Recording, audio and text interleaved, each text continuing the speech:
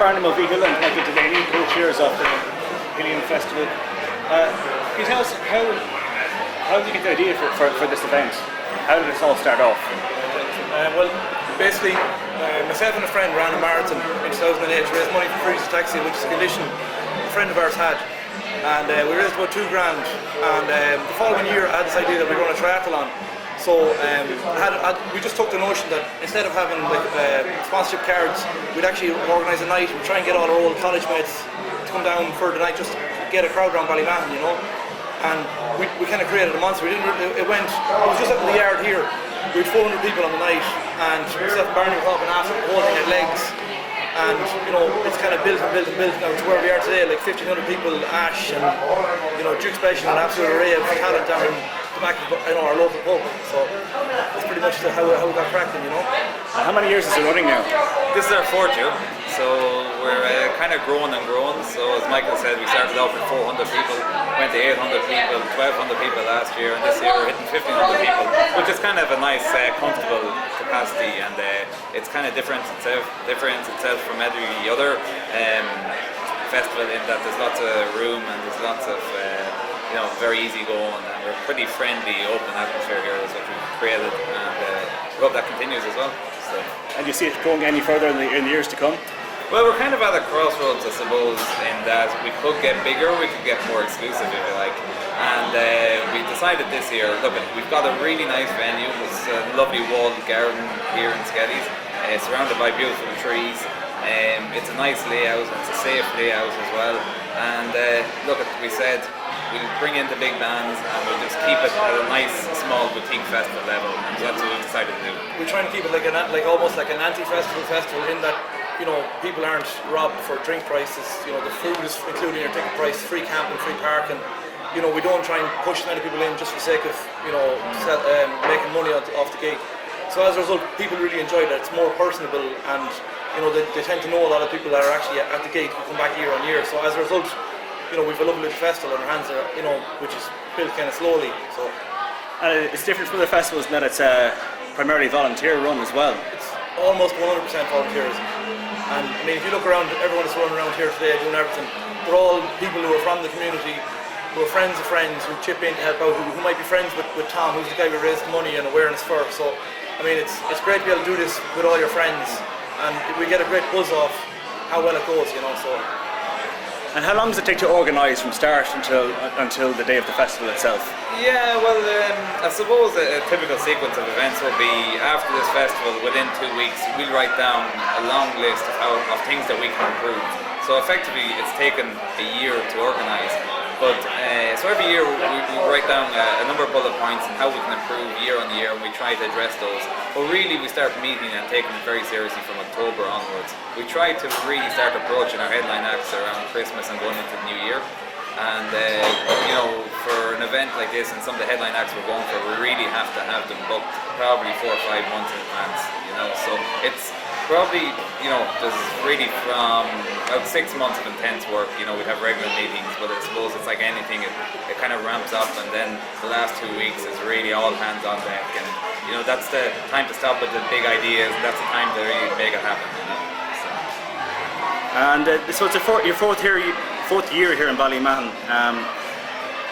Community support, is that a huge part of the festival for you guys? It wouldn't happen otherwise. I mean, if you look, there's 100 people on site here today helping, and then we've had the Traders Association in Ballymahon came on board this year, and they've organised a 10k run to build around our event. So I mean, there's literally the whole of town has to, between sponsors and volunteers and just people cooperating in general to give us a dig out here and there. So I mean, it really is a community event at this stage. And you were saying that it's for your friend who, it's inspired by your friend who has ataxia. That's right. There's a good friend of ours called Thomas Coolan. He's from Ballymahon here. He was in school with myself and Michael, and he suffers from a rare genetic disease called Ataxia. So there's a charity out there called Ataxia Ireland, and that's the money that we raise for during this event. All the money goes to that. So they kind of help people throughout Ireland, in various different ways. And they also put some money into research and trying to cure the ataxia as well. So it's a very rare disease. It occurs to about, I think it's 2 in about every 300,000 people. So it's not that well known. So it's something that we're also not just trying to raise money for, but trying to raise awareness about as well. And I think this is a brilliant platform to make that happen. Because it's such a rare condition, the funding isn't there from drug companies to try and, because apparently it's quite a simple thing to cure if money was thrown at it, but because it's so rare, there's no money in it for drug companies, so the awareness isn't there, the money isn't there. So if we can do something like this in our small way, we might get people aware of this condition, in the Irish context. Yeah. So bearing in mind, I mean, that funding for is pretty hard to come by for that condition. How important is the festival to Ataxia Ireland's annual fundraising drive?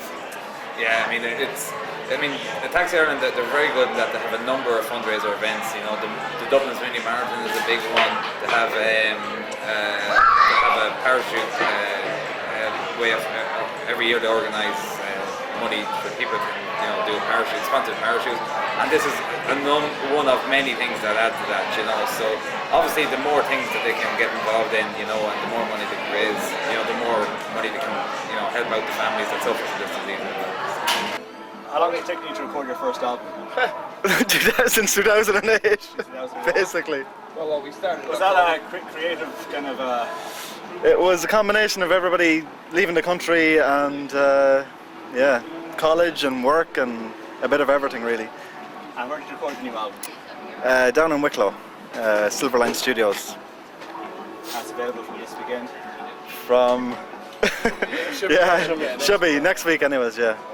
And Fractals, by the name, it's called Fractals. Pass it down. Luke will talk because he loves that. Yeah, it's called Fractals. this is the first gig since you've completed it. Yeah, we actually just realised, I think you were saying it was a year since our last gig.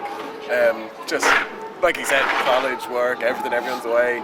We don't really get all that much time to do anything. Yeah, studio time as well sort of took precedent over rehearsals and that kind of thing. Yeah, we started recording in October and we had a good break, and then I think we went back in February, was it? And then mix and master and overdubs, everything. It just took a lot longer because we never get time just to get 3 days in a row together, 5 days in a row together. What's the difference you find between playing say like a small venue and a festival like this? Is it a case of getting a new audience or a new fan base, new fans kind of? Yeah, I think that's always the hope, that you just get as many new people as you can. I think we were all pretty happy when we were up there to see there was people we didn't know, people we didn't bring screaming along and cheering and jumping up and down stuff, which is always nice. And a stranger bought me a drink, so it's starting. That's hard, yeah? Yeah, no, definitely. That's why. It's all for the money, like absolutely, 100%. Any more gigs planned in the near future? Any Midlands gigs? I think we're really just focusing. We're going to get I think the first single out there. The album's done now. I think it's all just ready to hit the launch button. And I think we all sort of under the impression that organising gigs, it's not a hard thing to do once you have the product behind it. And we're all pretty happy with our product. So. Yay!